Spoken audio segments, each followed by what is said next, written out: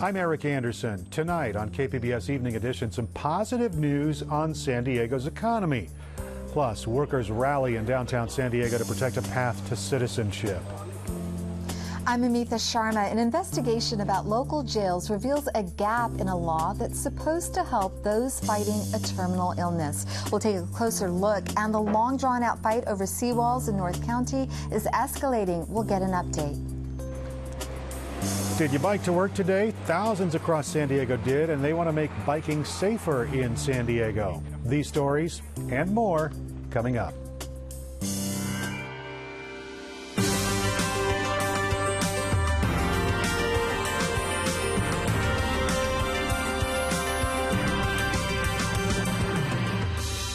KPBS Evening Edition is made possible by Joan and Erwin Jacobs and by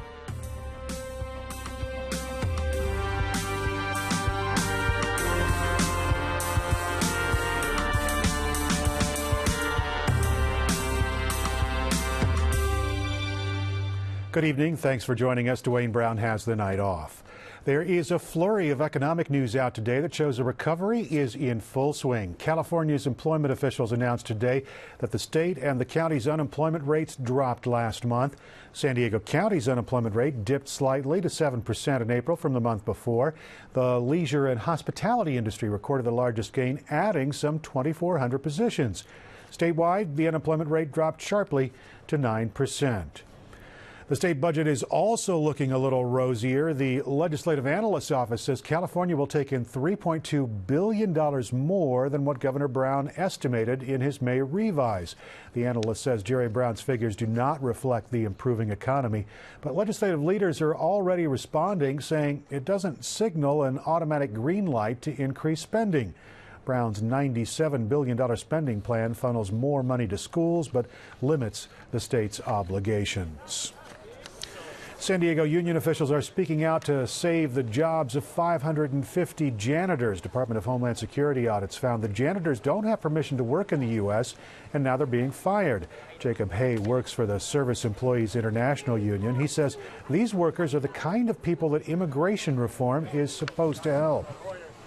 550 families with kids that go to your schools, play in your Little League teams, attend Girl Scout meetings. They're in your churches. They're people you see every day. They've come to the country for the same reason that all of us are here, a better life for our families. Hay says federal officials should stop the I-9 audits until immigration legislation is approved. The UC San Diego Medical Center is canceling elective surgeries because of a potential strike. Union workers are threatening to walk out at UC hospitals around the state because of stalled contract negotiations. The workers say that staffing levels are a major issue, but UC officials say the real issue is a new pension plan that requires more employee contributions. Today, a state agency denied UC's request to block the strike, but it did say that some 120 union workers must remain on the job. Homeowners on the cliffs in Solana Beach have fabulous, unobstructed ocean views, but some are crying foul over a new city land use plan. Amitha Sharma has that story. Solana Beach is sometimes referred to as Solana Wall. The name comes from the privately built seawalls aimed at protecting ocean bluff homes in this tiny sliver of a city just west of I-5. The 30 to 40-foot walls are a scourge to environmentalists and some beachgoers. And now the city wants to put a time limit on the walls. Los Angeles Times San Diego Bureau Chief Tony Perry has reported on the issue. He's with me now. Tony, we actually have some photographs of those walls. We have them here with us. Tell us what we're looking at. Well, there it is. There's Solana Beach, or Solana Wall, as the environmentalists would have it. Walls 30 to 40 feet tall, concrete, anchored into the bluff. But here we go. That's a little further down the beach, and you can see the tide coming in. That's a bit at low tide. At high tide, the water comes all the way to the wall. They're designed to look natural, but do they? A little bit, depending on what angle you have, and there it is. There's one of the walls and a sign telling you, watch out for those crumbling bluffs. The bluff is particularly crumbly in Solana Beach, and it crumbles down and it is stopped by the wall, which folks will tell you that keeps it from going to the beach and smoothing the beach out. Now, this last picture is very dramatic. How many houses have walls like this, and how many are that close to the edge? Well, the bluff is what, 2 miles long. The beach is 2 miles long. Lots of different walls. This is more dramatic than most, but all of the walls are meant to keep Mother Nature from eroding that property and imperiling either the condo projects or the single-family homes. So that's more dramatic, but only by degree. So tell us about Solana Beach's proposed plan to deal with seawalls. What's the big change and why now? Well, the California Coastal Commission, that's the big change. The city of Solana Beach is the last city to get a local coastal plan, and you've got to have one of those if you want to reclaim your coastal planning capability, authority. And because Solana Beach is all on the coast virtually, it really hasn't had the authority that other cities have to decide its future. To satisfy the Coastal Commission, it has passed a plan, lots of details, but one of the plan's most controversial details would put a 20-year limit on wall permits. Everything grandfathered in if you have a permit now.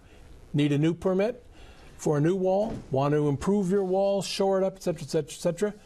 20 years from the date you get it. Now, that's not going to help your resale value. In fact, it's probably going to hurt your resale value. And property owners are not happy with it. They filed lawsuits. In court we go. What are their arguments? Well, their arguments are this 20-year limit, that's a taking of property without compensation. Similar suit was filed in Solana Beach, and there a Superior Court judge said, you know, you're right. Putting a 20-year limit and saying you have to tear down your wall in 20 years, that's taking your property without compensation. Struck it down. Now the same issue in Solana Beach. Not precedent setting, but the same style of issues are now in Solana Beach with its 2 miles of beachfront and its crumbling bluffs and its angry homeowners and its very, very determined environmentalists. And those environmentalists, they are not happy with the walls. What have the walls done to the beaches? Again, the geologists would tell you, at least the geologists who are on the environmental side would say, what they do is they stop the replenishment of sand from the bluff down to the beach. The bluff crumbles naturally through waves at the bottom, but at the top it crumbles because of wind and winter rains. Now, when that occurs, Mother Nature would have had that sand from the bluff come tumbling down onto the beach, providing additional sand on the beach. But with a wall, it blocks that sand from getting to the beach, and then the beach flattens out, and the beach then shrinks, I am told, because of an energy transfer that the waves come all the way to the bluff wall, but they can't bring in enough sand. Skinny beach. At high tide, that water comes all the way to the walls. Now, on the other side, they say, no, that's not what happened. The reason we don't get much sand on those beaches is because of the grids that have been built in Oceanside and Camp Pendleton. Where does the California Coastal Commission come down on this? I know that you said that the permit limit was part of... They want a plan, and until they approve your plan, you lose your authority over planning in the coastal zone. All of this city is in the coastal zone. Final city to get a coastal plan. They like the 20-year idea, but the homeowners don't. We're going to go to court and see if it stands. Any room for a compromise? You would think. Council is meeting next week, going to throw some language into their coastal plan that seems to protect homeowners. I don't think it's going to be enough. I think the laws of man and the laws of nature are going to court. Tony Perry, thank you so much for coming in. My pleasure. Trolley commuters could soon ride all the way from the border to University City. KPBS reporter Susan Murphy tells us the public comment period for the trolley extension project starts today. The proposed $1.7 billion project would extend trolley service 11 miles from Santa Fe Depot in downtown up along Interstate 5 to University City. The extension would allow commuters to take a ride from the San Diego-Mexico border to UCSD. 9 new trolley stations are proposed along the route, including 2 stops at UCSD, 1 at Scripps Hospital, and 1 at the VA Medical Center. San Diego Association of Governments executives say the project is needed because the population along the corridor is predicted to increase 19% by the year 2030. They say it will also help connect people to the region's 2 biggest job centers, which are downtown and University City. The project represents the first extension of the trolley system since 2005, when the Green Line to San Diego State University was completed. If approved, construction would begin in 2015, with service starting in 2018. The project would be funded by SANDAG using the Transnet half-cent sales tax and the Federal Transit Administration New Starts program. SANDAG is hosting 5 public meetings in June at locations along the proposed route. To see the draft environmental report and for information about the meetings, you can go to our website at kpbs.org. Susan Murphy, KPBS News. Today was Bike to Work Day in San Diego, a chance to get out of the car and onto a 2-wheel vehicle. Our Speak City Heights reporter, Megan Burke, says mid-city groups use the event as an opportunity to advocate for better bike infrastructure. SANDAG and community groups set up pit stops throughout the city this morning for the region's annual Bike to Work Day. The idea is to get more people thinking about alternative modes of transportation. That bike's crazy. Dang. Organizers at a pit stop on University Avenue and 54th Street were impressed by 11-year-old Peter's electric bike. His father, Jose Ornelas, already bikes each day from his home in La Mesa to his job at Caltrans in Old Town. He brought Peter along to show him the benefits of commuting by bike. It's a challenge, it's fun, it saves, it's an opportunity to meet other people that are doing the same thing. I can burn some calories, think along the way, or just not think about anything. I really enjoy that quiet time. Ornelas and his son said they're not too worried about safety. They're outfitted with helmets and shirts so bright they seem to have been borrowed from Ornelas' Caltrans office. But not everybody feels safe on 2 wheels. Randy Van Vleck of the City Heights Community Development Corporation says choosing this particular intersection for the pit stop was strategic. So basically we're doing outreach right now to expand the coalition of folks who support improving safety at 54th and University. City Heights advocates are working to remove this free right turn on 54th and University. They say it puts pedestrians and cyclists at risk. They're basically mini freeway on-ramps taking north and southbound drivers onto east and westbound lanes without stopping. The free right turn at the intersection creates a problem for cyclists who are trying to go straight because motorists can turn right at a high speed. And that's one of the most common crash types is a right hook. The city began making safety improvements last week. It painted out the bike lanes here a bright green. But Van Vleck and others want to do away with those free right turns altogether. There's a good chance they'll be gone soon. Van Vleck says there's already partial funding for the project in the pipeline. But will there be enough bike commuters to make the project worthwhile? I asked Peter if he'll ride to work when he's old enough for a job. Yes. Why? Because it saves money and it's fun. Megan Burks, KPBS News. Commencement ceremonies got underway today at local colleges, and they'll continue through the weekend. About 9,000 students are graduating from San Diego State University this year. Some of the most popular degrees: psychology, criminal justice, and business administration.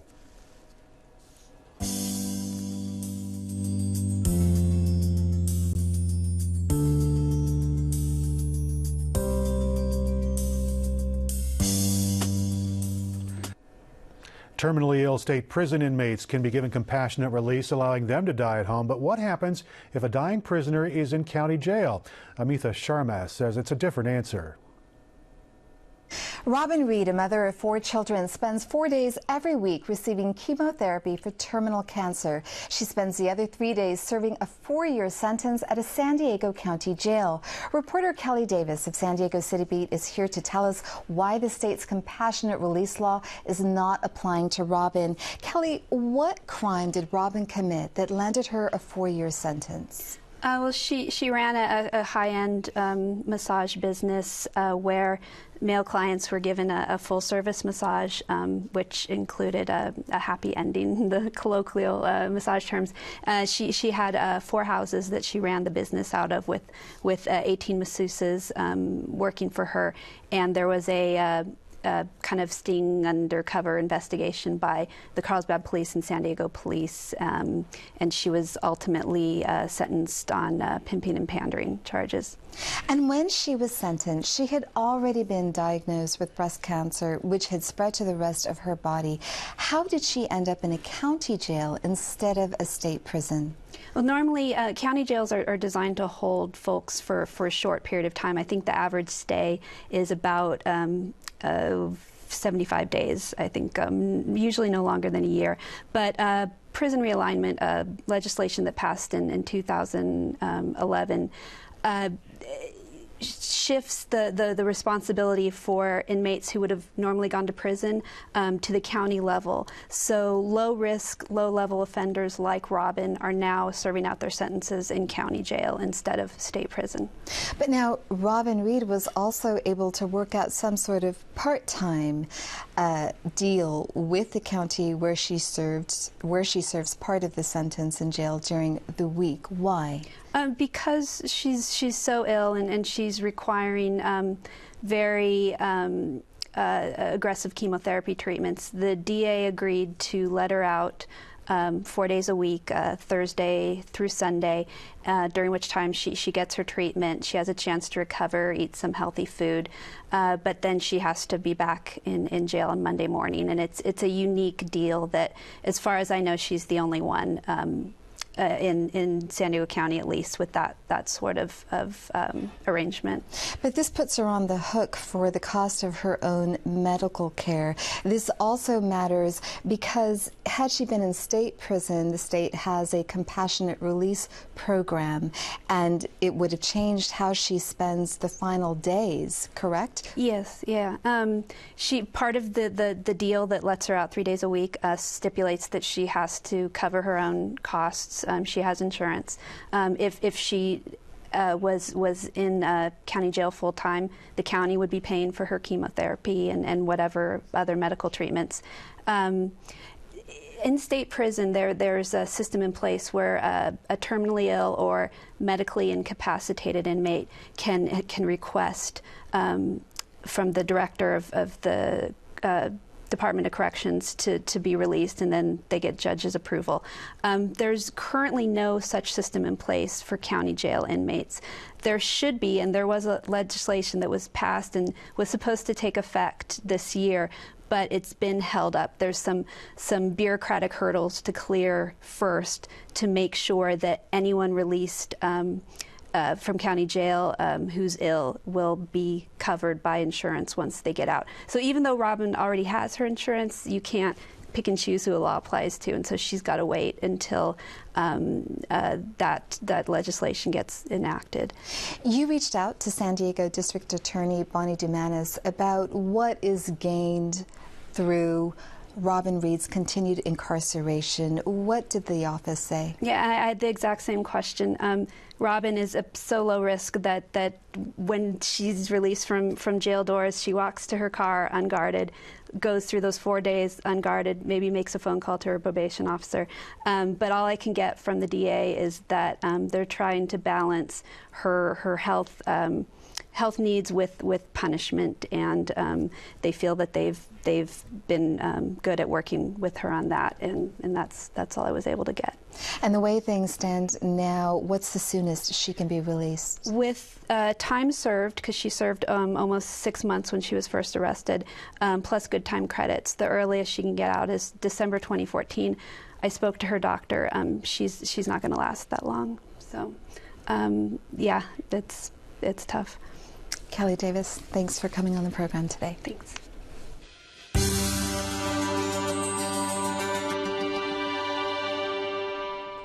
Imagine taking a drug to cure a nagging condition, only to discover that it has a debilitating side effect. As KPBS health reporter Kenny Goldberg explains, a growing number of men say that's the case with the hair loss drug Propecia. When he turned 40, a man we'll call John Davis had a hair transplant. His surgeon suggested he take Propecia to fill in his bald spots. Davis did not want his real name used. 2 months after he began taking the drug, Davis became extremely depressed. He couldn't figure it out. You know, there was nothing that was lacking in my life at all. So I had absolutely no reason to be depressed. But yet I was sliding down into probably the worst depression imaginable. It didn't make any sense at all. Davis doesn't want us to use his real name because he started suffering from sexual problems. His wife asked him what was wrong. Davis didn't know. He visited a number of therapists and medical specialists. Over the years, the North County resident took 6 different antidepressants. Nothing helped. Then Davis discovered a website called PropeciaHelp.com. It's a forum for men who've suffered side effects from Propecia. That was a wake-up call for Davis. After 4 years of taking Propecia, he quit. And that's when things really went downhill. My endocrine system crashed. My hormones were so far out of whack that it was causing erratic behaviors and erratic thoughts and uncontrollable emotions and crying and curled up on the couch for weeks, months. Davis went into fits of rage. He took his anger out on his friends, his wife, and his kids. It was my goal in life, really, to be the best dad I could ever be. And to see that dream slip away, it's like I can't repair it. The FDA has been logging complaints from men who take Propecia.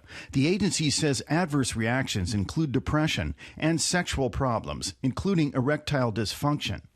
The FDA says it's reviewed 421 cases of Propecia-related problems. 14% lasted more than 3 months after men stopped taking the drug. As a result, last year, the FDA required Propecia to have more explicit warning labels. Propecia's side effects are called post-finasteride syndrome, named after one of the drug's active ingredients. The syndrome's been the subject of medical meetings and a number of lawsuits. Certified sex therapist Douglas Braun Harvey says some of his patients have suffered horribly from Propecia. This is terrible, that people are thinking they're making a fairly benign decision. You know, okay, I don't like my hair going away, so I'll just take this medication. It seems like a kind of a no-brainer of a decision. And they're completely unaware of the devastation. Braun Harvey says one of the worst things is the uncertainty. Men don't know if they're going to recover their sexual functioning or not. They have to stop taking the medication, and then they have to kind of see over time how their body's going to repair. And that's, can you imagine how terrifying that would be? One of the foremost authorities for sexual problems in San Diego is Dr. Irwin Goldstein. He's president of the Institute for Sexual Medicine. Goldstein suspects there are many men who've taken Propecia who are too embarrassed to admit they've had a problem. Even so, Goldstein says he's had dozens of patients who have stepped forward. Goldstein says libido loss is the #1 complaint. They'll see a person of the gender that excites them. And intellectually, they know they're still supposed to be excited by that person, but they're not. That person could be like a car or a tree or a bridge or a mountain. It's not doing anything for them, but they want it to do them for it, but it isn't doing it. So it's a very frustrating form of libido loss. It's probably a cognitive change, and it's because this medicine has the ability to change the chemicals in the brain. Dr. Goldstein says most healthcare providers aren't aware of the dangers of Propecia, so they don't tell patients they could lose their desire for sex. So they're not warned at all about this potential side effect. They may be told there are temporary sexual problems that are rare, but that's the extent of the warning. The maker of Propecia, Merck, refused to be interviewed for this story. In a written statement, the company says it stands behind Propecia and that millions of men have taken it since it first came on the market in 1997. One day, science will create a pill for men's hair loss. That day is today. Propecia. That's no consolation to 46-year-old Bob Webb, also not his real name. He took Propecia for 4 years to combat hair loss. Webb says not only was the drug ineffective, but it caused terrible sexual problems. Webb says he agreed to be interviewed so he could issue a warning. Whereas I might not be able to do anything about my situation, there are likely a lot of men out there who are thinking of taking this medication. And my message to them today would be to not do that. Kenny Goldberg, KPBS News. I'm Judy Woodruff. On the next News Hour, our special Watergate report, where Robert McNeil and Jim Lehrer look back 40 years to when they first teamed up to cover the Senate hearings. That's Friday on the PBS NewsHour. Weather this weekend will be pleasant throughout the county. Along the coast, you can expect cloudy skies and highs in the upper 60s. Inland temperatures will be slightly warmer, highs in the low 70s, and then 80 on Monday. In the mountains, 72 tomorrow, and then sunny, and 78 on Sunday. For the deserts, sunny and hot temperatures will hit the triple digits by Monday. This 127-foot tall water tower may be empty, but it's full of meaning, and now it's got the designation to prove it. The State Historical Commission ruled the University Heights water storage and pumping station an historic site, but rather built in 1924. Its cutting-edge design ensured adequate pressure to reach the rapidly expanding nearby neighborhoods. But the reasons behind this historic designation aren't just technical. This tower was an integral part of infrastructure in our community. Now, on an emotional level, this tower, for many of us in the community, we'll be driving, this is our community, we drive around, we're going here, there, and sometimes you sort of forget where you are. You can look up and you can look towards the water tower. The historic designation also makes the tower eligible for grant money to help keep up its appearances. You can find tonight's stories and download the KPBS app all on our website, kpbs.org/evening edition. Thank you for joining us. Have a great evening.